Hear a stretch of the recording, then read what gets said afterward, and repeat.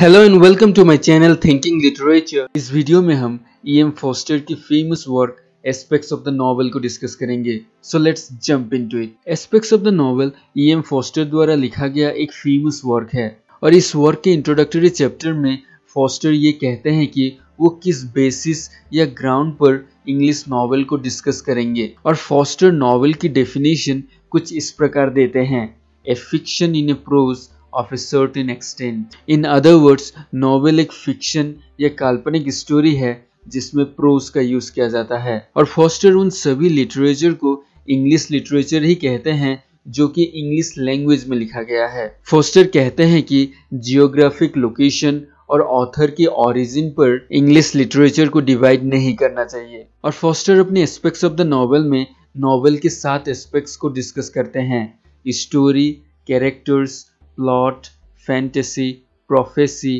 Pattern और rhythm. सबसे पहले हम स्टोरी को डिस्कस करेंगे। फोस्टर के अनुसार एक स्टोरी हमेशा एक सस्पेंस क्रिएट करनी चाहिए और रीडर के मन में ये क्वेश्चन क्रिएट करना चाहिए कि आगे क्या होगा। इसीलिए फोस्टर कहते हैं कि नॉवेल की स्टोरी वो है जो घटनाओं को एक टाइम सीक्वेंस के अंदर अरेंज कर हमें बताता है। फोस्टर ये भी कहते हैं कि एक अच्छा नॉवेल वही है जिसकी स्टोरी के द्वारा हमें कुछ वैल्यू मिलती है। यहाँ पर फोस्टर सर वॉल्टर स्कॉट का नॉवेल एंटीक्वेरी का एग्जाम्पल देते हुए कहते हैं कि इस नॉवेल में व्हाट हैपेंस नेक्स्ट का एलिमेंट तो यूज किया गया है, लेकिन इस नॉवेल के द्वारा कुछ भी वैल्यू नहीं मिलती। और दूसरी तरफ फोस्टर और एक रशियन नॉवेलिस्ट टॉल्स्टॉय का एग्जाम्पल देते हुए कहते हैं कि उनकी नॉवेल वॉर एंड पीस में घटनाओं को न केवल एक टाइम सीक्वेंस के अंदर अरेंज किया गया है, बल्कि इन घटनाओं के द्वारा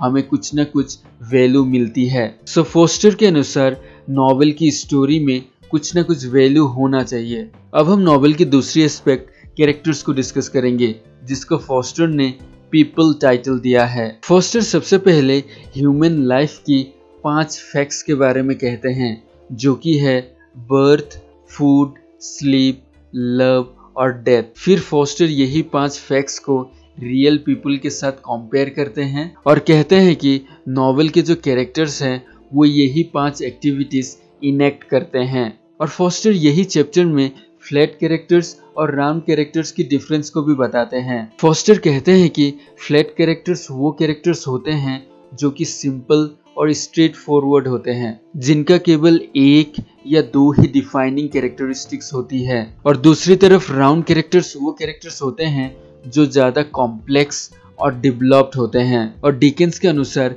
एक नॉवेल में जितना एक फ्लैट कैरेक्टर इंपॉर्टेंस रखता है, उतना ही एक राउंड कैरेक्टर्स भी इंपॉर्टेंस रखता है। फोस्टर चार्ल्स डिकेंस के कैरेक्टर्स को फ्लैट कैरेक्टर्स कहते हैं और डॉस्टोयेव्स्की और लियो टॉल्स्टॉय के कैरेक्टर्स को राउंड कैरेक्टर्स कहते हैं।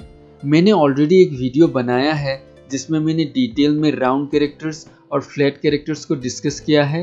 अगर आप लोगों ने वो वीडियो नहीं देखा है तो देख लीजिए, मैं लिंक नीचे डिस्क्रिप्शन में दे दूंगा। अब हम प्लॉट को डिस्कस करेंगे। फोस्टर कहते हैं कि जो प्लॉट है वो ज्यादा कॉज एंड इफेक्ट पर एम्फसाइज करना चाहिए। और फोस्टर इस चैप्टर में प्लॉट और स्टोरी के डिफरेंस को बताते हुए ये कहते हैं कि स्टोरी में क्या होता है। फॉर एग्जाम्पल, एक राजा था, वो मर गया और उसके बाद रानी भी मर गई। लेकिन प्लॉट में क्या होता है, जो राजा था वो मर गया और उसके मरने के गम से क्वीन भी मर गई। अगर हम पहला वाला एग्जाम्पल देखें तो उसमें टाइम सीक्वेंस तो है, लेकिन कॉज एंड इफेक्ट या कोई कारण नहीं है। लेकिन दूसरे एग्जाम्पल में एक कारण है। सो एक प्लॉट में कॉज एंड इफेक्ट या एक कारण होना चाहिए। सो इसीलिए फोस्टर ये भी कहते हैं कि प्लॉट को समझने के लिए रीडर के पास इंटेलिजेंस और मेमोरी भी होना चाहिए, ताकि वो नॉवेल में घटी घटनाओं को याद रख सके। और फोस्टर जॉर्ज मेरेडिथ का एग्जाम्पल देते हुए कहते हैं कि हालांकि वो ग्रेट नॉवेलिस्ट नहीं थे, लेकिन वो प्लॉट के मामले में एक ग्रेटेस्ट मास्टर थे। अब हम फैंटेसी को डिस्कस करेंगे। फोस्टर कहते हैं कि जो फैंटेसी है वो एक मिथोलॉजिकल एलिमेंट है। वो कुछ फैंटेसी के कॉमन डिवाइसेस के बारे में कहते हैं जो एक नॉवेलिस्ट यूज करता है।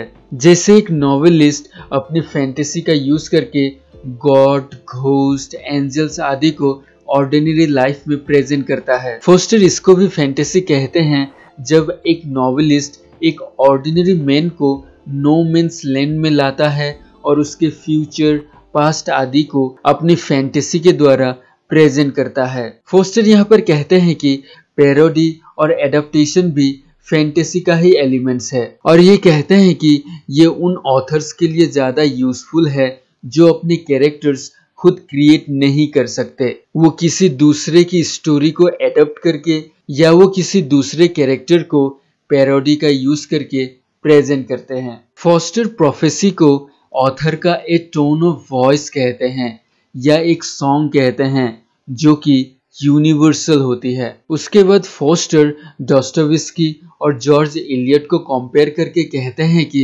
एलियट अपने वर्क्स के जरिए कुछ न कुछ प्रीच करती है, यानी वो कुछ न कुछ सिखाती है या एडवाइस देती है, लेकिन डॉस्टोवेस्की अपने वर्क्स के जरिए एक प्रोफेटिक सॉन्ग एक्सप्रेस करते हैं या फ्यूचर में या आगे क्या होने वाला है उसकी जानकारी देते हैं। फोस्टर ये कहते हैं कि ऐसे 4 राइटर्स हैं जो कि प्रोफेटिक नॉवेल्स लिखते थे, जैसे कि डॉस्टोवेस्की, मेलविल, D.H. लॉरेंस और एमिली ब्रॉन्टे। अब हम पैटर्न और रिदम को डिस्कस करेंगे। फोस्टर कहते हैं कि नॉवेल की जो पैटर्न है वो एक आवर ग्लास की तरह होती है, जहां पर अगर एक कैरेक्टर ऊपर जा रहा है तो दूसरा कैरेक्टर नीचे आता है, या एक नॉवेल की पैटर्न एक सर्कल की तरह भी हो सकती है, जहां पर ऐसा भी हो सकता है कि एक कैरेक्टर ने जहां पर शुरू किया था, नॉवेल के एंड होते होते वो फिर से वहीं पर आकर रुक जाए और खत्म भी हो जाए। फोस्टर यहाँ पर यह भी कहते हैं कि नॉवेल की जो पैटर्न है वो ऑटोमेटिकली डेवलप होना चाहिए, और अगर ऐसा नहीं हुआ तो स्टोरी की जो रियलनेस है वो नहीं रहेगी। रिदम से फोस्टर कहते हैं कि रिदम स्टोरीज में जो स्लाइट वेराइटीज होती हैं उन्हें दर्शाता है और उन्हें एक साथ जोड़ने की कोशिश करता है। So we come to the end of this video। अगर आपको वीडियो अच्छा लगा तो लाइक कीजिए, अगर अच्छा नहीं लगा तो डिसलाइक कीजिए, और अगर नए हैं तो सब्सक्राइब कीजिए।